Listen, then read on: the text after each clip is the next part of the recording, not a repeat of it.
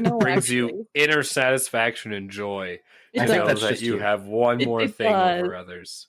But I have many things over others. Thank you very much. I said one more thing over others. Okay. Wow. One more on the list of Sarah many. The reason I have many Right. things over each other, people. I know, right? That's why she's a teacher. Anyway, Totally much more superior in one way or another. I think this is a cool topic is because I have a very clear memory of sitting in grade 10 social studies class watching a video in which we learned that Nelson Mandela died and his wife took over South Africa afterwards. So the Mandela effect had happened to me. So in 2017, when he did actually die, I was like, wait, he died in the 80s. And I looked it up and I found out about the Mandela effect and found out that a few more of them apply to me too. Things like the spelling of the Berenstain Bears. I could swear to you that I have sat in a room and held two Berenstain Bears books in my hands, and they had different spellings of the names. But that's I feel like there are a series of misprints of companies trying to, because I've had those. I've had a physical copy of the Berenstain Bears. But I actually have had that. But you don't have it now. Another one that's because I was a child and my family sold their books. We didn't hold on to shit that I was at 5 years old. That's another one that's really common is thinking that New Zealand is in a different place than it is. In my head, New Zealand is in the place where Papua New Guinea is. And I've looked at that map plenty of times. I have a family member who used to live in Papua New Guinea, so there was no reason for me to think it was in a different place. But yeah, it just kind of is fascinating. Can all of those things be explained by an incorrect video or there is a lot of but there is a lot of child maps that don't include New Zealand. So I wasn't a child at the time though. I was 20. It was 2017, so I was in my 20s. So you're like, so then that begs the question. You distinctly remember in grade 10, which means you're about 15, 16. Seeing this video, I could tell you what seat I sat in the classroom. Like I remember it perfectly. So, but obviously you didn't. Either that or I see the video. Video. Did you ever bother to see if that video? Maybe you were shown a misdirect. Just because you don't have the evidence doesn't mean it didn't happen. If you have the memories to prove it, to be there to do it. Quite frankly, I actually don't remember most of my grade 10 year. That sticks out to me. But there was a lot of trauma in my life that year, and I don't remember it. So it's interesting that I have a clear memory of that. Sarah's not from our universe. Maybe. Already. See, we might not all be from this universe. This could just be a new one that was made. Made from the observing. We made it. This new wonderful paradise. Man. Paradise? This is your version of paradise? You're a Descartian after my own heart. Do you live in the same universe? None of us exist until we are observed. Paradise is what you make it, Sarah. Uh-huh. Well, I have a good question. Back to Star Wars. What color is C-3PO? Gold. He's brass. Wrong. No. Or copper. He's gold and has a silver leg. No, he doesn't. Yes, he does now. He does now, but he didn't. Yeah, he has a red arm. In the original ones, he always had the silver leg. I do remember the silver leg too. Look it up in the. No, you're reading it wrong. Everyone imagines it with the silver leg. Oh, so you are on the other side of this Mandela effect, huh? No, I looked it up earlier because I saw that one. Oh, okay. Or is it that really? No, Or what if it's both? What if it's both? Same time. What if it's both? Look at the Christmas special. That doesn't count. Everyone's favorite. No, my favorites are like Magic Mirror on the Wall. Yeah, but those things are all so easily explainable as just misremembering. Yeah. Wasn't it No, I Am Your Father. Those ones are clearly just examples of misremembering. everyone. I also find that to be a way that everyone how about this? Structure is trying to learn how to read sometimes. Everyone thinking that the idea of the Übermensch and that whole racist bullshit was done by Nietzsche. I remember hearing about that one, but I don't remember it. It's all so he wrote about how man can achieve mastery of their own self. His wife took it after he died and wrote her own book, taking that and talking about the whole Übermensch and race superiority bullshit. And because in her last name's different too, but everyone, because she was married to him, everyone thought that was Nietzsche. And so he's forever been called a fascist or the father of fascism and shit like that when he had absolutely nothing to do with it. Seems to me that that's just a case of a man's work or a woman's work being attributed to a man. Yeah, but they usually do that to hide their identity so they wouldn't get killed. At least historically, until the Countess Montgomery Urania, which is a good book. Yeah, the peanut butter GIF was always one for me that I always remember it as Jiffy, and I think as a kid that's just the way that. Oh yeah, me too. He always add as a Y to something to make it more funny, more exactly interesting. Or I accidentally called my brother Wacky for like 3 years because of that. Yeah, my favorite that made me first aware of the effect was one of my favorite books of all time. Mary Shelley's Frankenstein. Oh, I remember there was something in Frankenstein.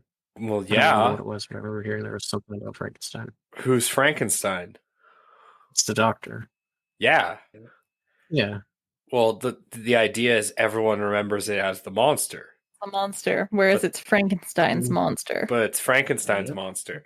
And the whole point of the book, the best part of the book, is Dr. Frankenstein goes crazy because he does not want people to attribute the monster with his name. I would guess that most people just haven't read it. But that's I think that's what I find too, because it's usually the title, right, is Frankenstein's, and a lot of things that you hear mainly about the book is the monster, right? I just want to point out how amazing that is for a writer. Oh, it's that double entendre, yeah. No, for a writer to write a motivation of a character that they didn't want them to be their name to be attributed with this horrific monster, and then 150 years later, majority of people would never imagine the doctor's name is Dr. Frankenstein. They all think it's the name of the monster, and that's I don't know if I'd attribute that to like the Mandela effect, but that's collectively wrong. People have not. Yeah, that's more just not being aware of what's actually culture and people not caring enough to actually understand what they're talking about. Yeah, isn't that all that is? Being collectively wrong, people not caring what they talk about and hearing something or misremembering something and not finding out the truth. I think that's like I don't know. Back again to what I said about like having a very strong memory of learning that Mandela died in the 80s. Like that's what I was taught. Like I said, I think the Mandela effect is just like a topic that's very vague to describe these very different, like unique misremembrances or things that have been lost. You could also say, sorry, things with no prior history that have come up that you don't remember properly, pretty much. I was just thinking to Sarah's point, like that's a more reason to encourage people to question things, even what they learn in schools. Oh, yeah. Like always question. True. Because if you actually let's say the reverse happened and you actually did learn that, you watched an erroneous video in class, I think that would be more of a stab against the education system and not encouraging kids to go beyond the material. Absolutely. Yeah, because that's how you generate interest. And I know it's so stupid because the weight on the public school system is already so heavy, and to ask them to do more would just cause more money, more funding that they need with less money and resources. Yeah, exactly.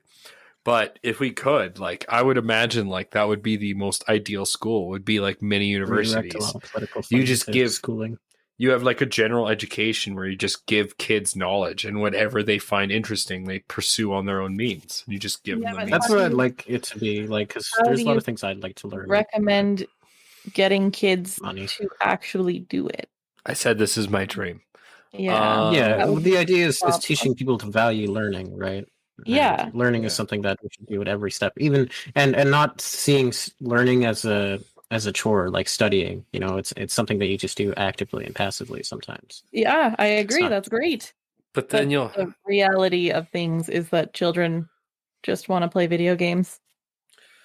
But even through video games, you can. I remember learning playing video games. I learned a lot through Assassin's Creed about history Sarah, and stuff. It just depends on the game or the context of things. Sarah, have you not seen the zombie typing game? Oh yeah, Typing of the Dead. Oh my god, and it's actually really good. Dead. Yeah. So it's a typing game, and it starts with a very low beginner difficulty, and then as you keep playing, it slowly amps it up, and each zombie you see on screen is words, and it's a whole game. It's a whole, awesome. And it's really well done. You should. And it used to be an old arcade game that it was a shooter. Yeah. But then they made it so like to shoot things, you had to type out the name essentially. Yeah. Nice. That's cool. And it pretty much as it would go on, you'd get harder and harder names. Like you'd get 4 letters to start, and then it would get like 7 and 8, like in the later games. And you're trying to type really fast to shoot this thing. Typing of the Dead. Let's see if I can find a trailer. I'd really like one day for video games to become more used in teaching on certain things, where some things you can't quite learn as easily, or it would drive that incentive for younger generations to learn because it's more fun. It's a game. It's not so much just feeling like a studying, because it should be fun to learn. Yeah. It shouldn't be. To be fair to the education system, with technology and the way we process information and get information changing so rapidly, especially over the last like 5 years, with COVID and the amount of focus on social media, and how everything has become so pretty much prevalent as a social construct, like you have to give the education system time to catch up in a way that people will actually be more engaged with learning. Because there's actually, for sure. If I remember correctly, kids are always going to be ahead of the teachers. Exactly. Like the things that the kids can do just sitting in class, I look at it and I'm like, I have no clue what that means. Exactly. And it's not fair because things are moving so fast. We're in in the modern age as it's defined. We progress so quickly and so fast. Yeah. It's almost impossible. It's almost impossible to ask the education system to keep up. Yeah. And so we have to wait. Unfortunately, we have to wait until certain periods when we plateau that the education system is allowed to catch up. Mm-hmm. Usually when development or technology slows down in those brief periods that we're able to allow. It's not really effective long term though. No, but that's why you constantly have programs and God, this became an entire indictment on the education system. Yeah. This is why you have constantly updated curriculum. Right? Off topics. No, we do not have constantly updated curriculum. Some of our curriculum hasn't been updated since the 80s. Drama. Some of the updates that they've been making are pretty weird. Who fucking cares about drama? Really so great. Lots of people. Certain stuff and like laughing, crying, and being angry is the same as it were everywhere else. Yeah. Yeah, but it's all as a kid. I would argue a very long time, and our textbooks, like the textbooks that schools use, were written in the early 2000s. I won't argue textbooks. Yeah, I will say when they came out. When it comes to art and drama, I would argue that is 100% based on your teacher. If you have someone who's truly dedicated to art and or drama, you could have no fucking stage props. Because I've gone to many drama shows where it is very minimalist, and it's still some of the best productions I've seen, because it's just about the teacher and it's about the passion. Absolutely. And I would because we had a horrible we had a stage and a horrible funding to our drama system in high school, but our drama teacher used to be like some dancer, some quasi famous girl on Broadway, and so she truly knew how to act, and our drama productions were always amazing. I hated it. I never did drama, but as part of the choir, because we would sing with them quite often. So, but yeah. So I mean, in that case, I feel like certain things like fucking need to fund drama. Just find good drama teachers. Certain things need to be advanced. Some things are okay as it is. It just needs to be rightly educated people, and that's where like I said, I think there could be some things where it could be like video games, like learning about history would be very cool because you got to learn it interactively through history. It would be really interesting. Have you never being there, being in that moment, and seeing stuff like that? Like you have the war in the game, and you have to. Oh my god, what's that game called? Yeah, well, that's having like a game that's had a teacher help design it. Would have a huge impact. I think there is a Mario game. And also the problem is that the curriculum is so individual to different places. Our curriculum here is not the same as your curriculum there. Yeah, well, absolutely. Well, if you were in high school and I was in high school, we would not be learning the same thing.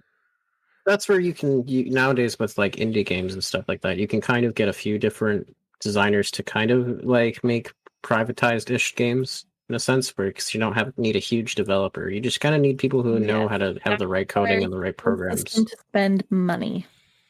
Well, of course, everything to have a job working in a business is going to cost. That's the point. But that's where it's not. There's better funding needs to be put in different places. It's a structural thing that needs to be figured out. Yes. I don't know. What you were thinking before, Andrew, with ideal world. With a history video game, was done in 1993 with Mario's Time Machine. I owned it for the SNES. I still have it. It's one of my favorite games. It would be awesome, but just the logistics of it would be crazy. Yeah. And like the only way I would foresee it getting done for like a class is having like a teacher who had learned how to make video games and had spent his time doing that in his free time already, right? Free time. That's the only way something like that would right now get done.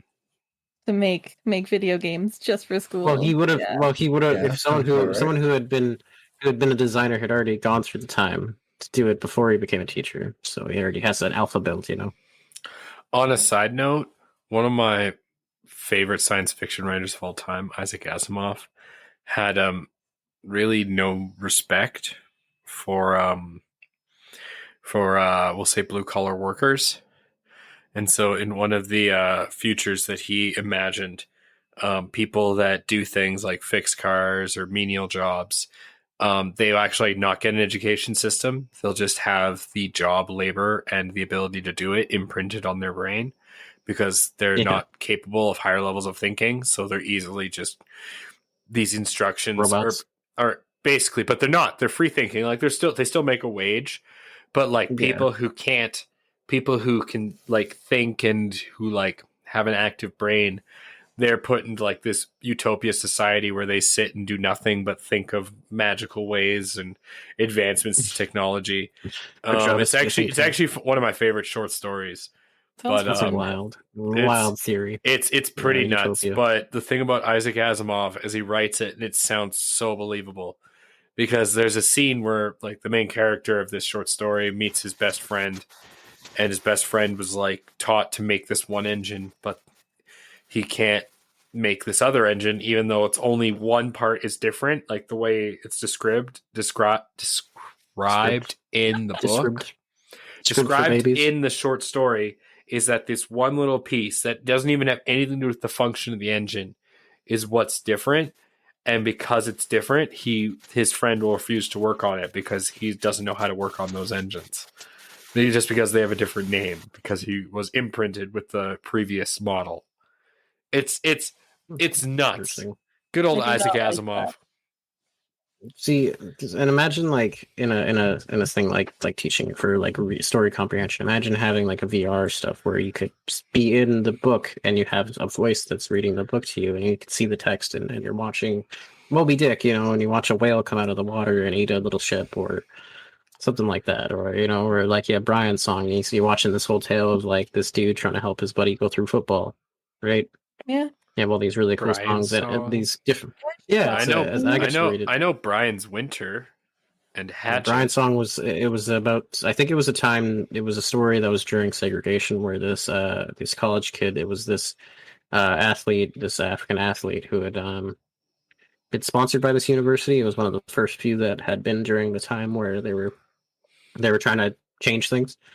And he had a friend. This I'm not sure, and I didn't read. I read the book because it was a school project. I didn't read the book because I wanted to.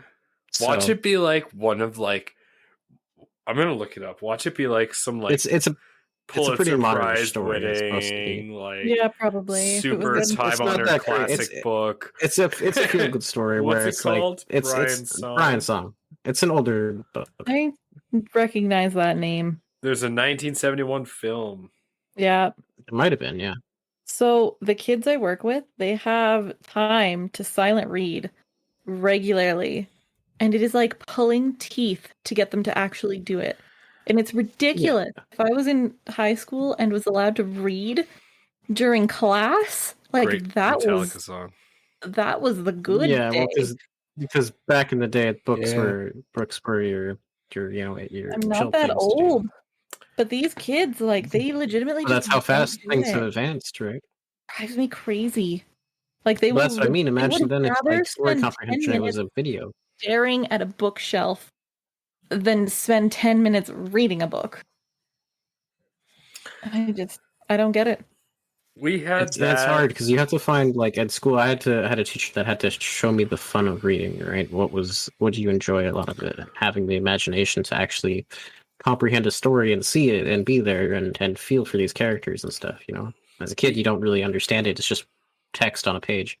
I mean, as a kid I understood it.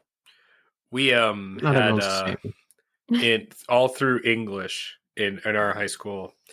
I had this one English teacher because she loved me in grade 10. It was this lady was a walkover. Everyone hated her because she was super.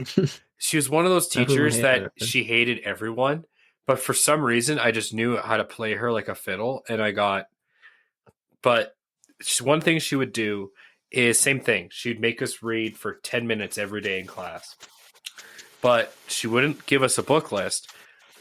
She would make it. You'd have to read to make sure we were reading it. The plays, usually Romeo and Juliet, Tempest, Macbeth, whatever. I have to read a certain number of novels this year. I think it's 2 or 3.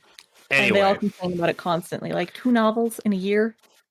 Get over it. Anyway, they see the best thing about it is I just read it all in like one day, all 3 plays. Or the play, and then I would just sit there and I wouldn't read, and I'd draw, and she'd be like, "Why are you reading?" I'm like, "I've already read it," and she'd look at me and be like, last night. "Oh, really?" And then I would just tell her about different parts. Ask you questions and stuff. Yeah, and then she'd look at me and be like, "Oh, okay." And then next thing I know, I didn't do any tests, I didn't write anything down, and I'd get my grade, and I have like a 90. I'm like, "The fuck am I doing in this class?" Wow. Yeah, reading's not a hard thing. Like it would usually take me like a day or 2 to read a book if you just really sit there and read the book and get interested in it. But exactly, if you don't care, it's kind of hard to sit there. You need to get them a book like Douglas Copeland's. Because you literally need to teach kids how to have fun sometimes.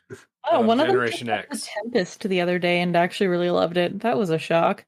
He's one of the ones who will just like stare at the bookshelf, but he picked up The Tempest and now wants to read that. Did he? Have you read The Tempest? No. I don't think I read it. It's really racist. Is it?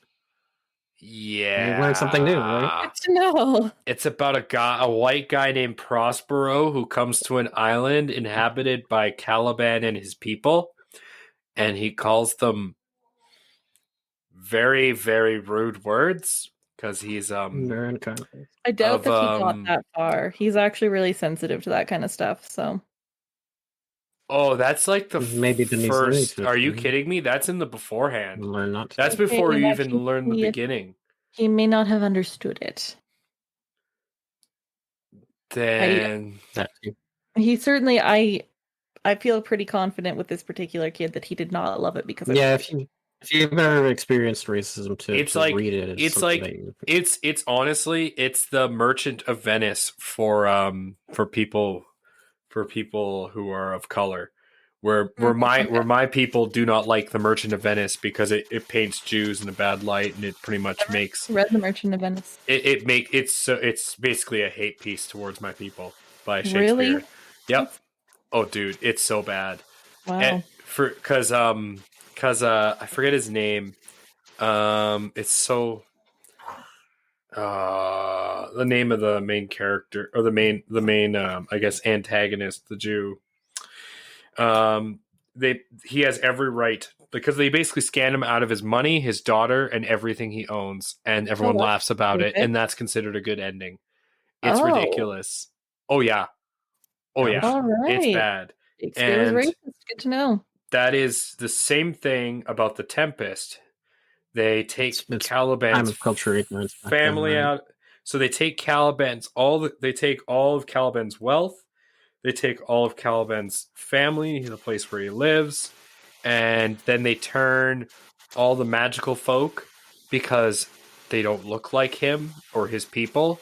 They turn Prospero and the main characters turn them against Caliban and kick them off the island, and then the island's all theirs, and they're prosperous and live happily ever after. Oh, it's so racist.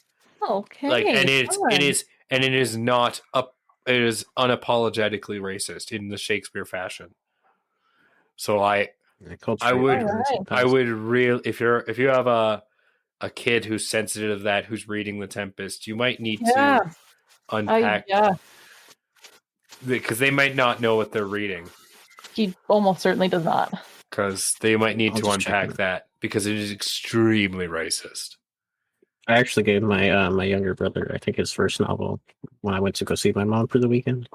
I read this book called the Dragon's Keeper, and like he only reads like comic books and stuff online. And I got that at like the Scholastic book thing a long time ago. I thought it was a great book. So yeah, I remember that. Like, it's not it's not a hard book, and it's pretty big like print, so it's not a task. You could totally read it in a year. Well, we've hit the hour. Any closing remarks? Read more, people. Reality's weird. Is a great one. Reality's weird. Read more people. Don't eat people.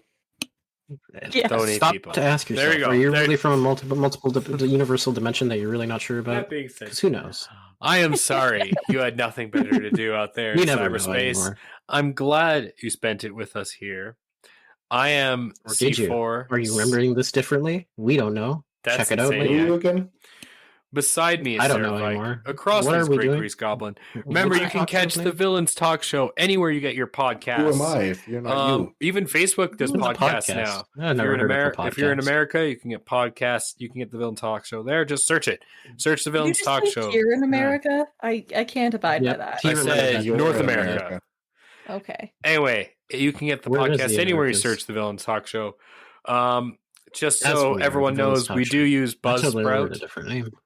We do use Buzzsprout as our main platform. Big thanks to them. I put a link in the description if you want to use them. That's 100% free. Yeah. We use them to build our podcast. You could easily start one if you wanted to. Start your own podcast, and then maybe you could join us. Yeah. Be special guests. You're a lot better than we are. We are. Yeah. That's why we're the villains. Not hard. The life of the villains. Ooh.